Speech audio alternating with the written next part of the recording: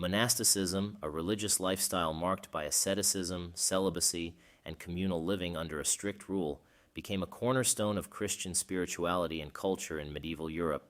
It began as a movement among Christians who sought to live a life of greater spiritual discipline and separation from the corrupting influences of society.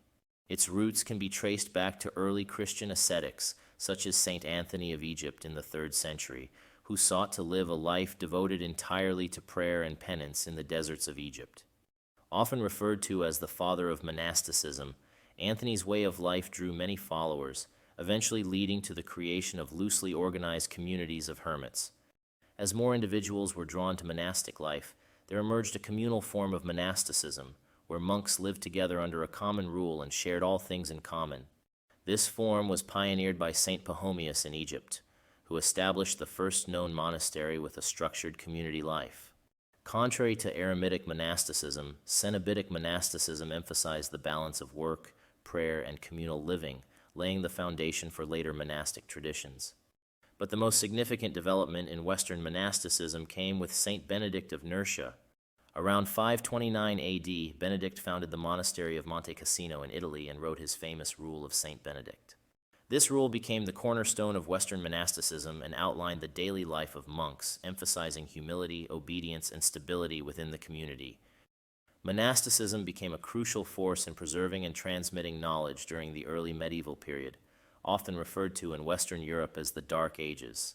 The collapse of the Western Roman Empire led to a decline in urban life, education, and classical learning. Monasteries established scriptoria, where monks meticulously copied religious texts as well as classical works of philosophy, science, and literature. This activity was vital for the preservation of ancient knowledge, as the preservation and transmission of these texts by monastic scribes were crucial for the intellectual revival that would later occur during the Carolingian Renaissance and beyond. Monasteries often operated schools that educated not only future monks but also lay people, including children of the nobility. These schools taught the basics of reading, writing, and Latin, as well as religious instruction. This educational role was essential in maintaining literacy and learning during a period when few other institutions offered formal education. Following the Benedictine rule, many monasteries emphasized self-sufficiency and manual labor, including farming. Monks experimented with agricultural practices and contributed to the spread of efficient farming methods like crop rotation. In addition to cultivating crops using advanced techniques like the 3-field system, they also tended livestock, brewed beer, produced cheese, and managed gardens. Also, monasteries provided medical care using herbal remedies and early knowledge, with monks blending their expertise with classical sources to advance medical practices. In the 13th century, a new form of monastic life emerged with the founding of the Mendicant Orders, such as the Franciscans and Dominicans.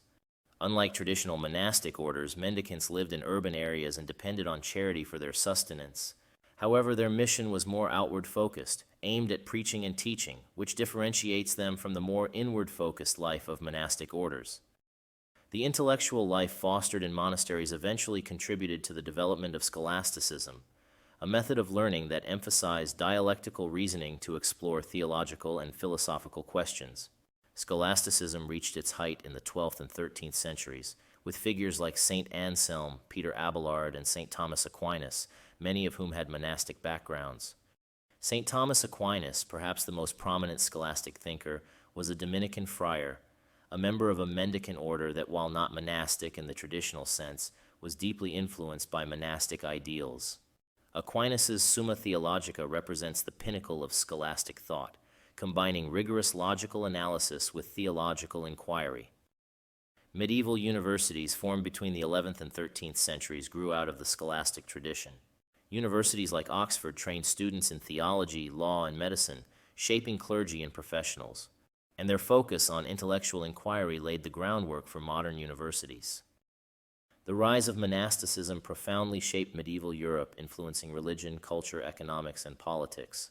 Just as roots nourish and stabilize a tree, monastic communities provided the spiritual and intellectual foundation for the church, preserving knowledge, guiding moral values, and anchoring it through times of upheaval. Despite challenges over time, its impact endures, laying the foundation for many values and institutions in the Western world today.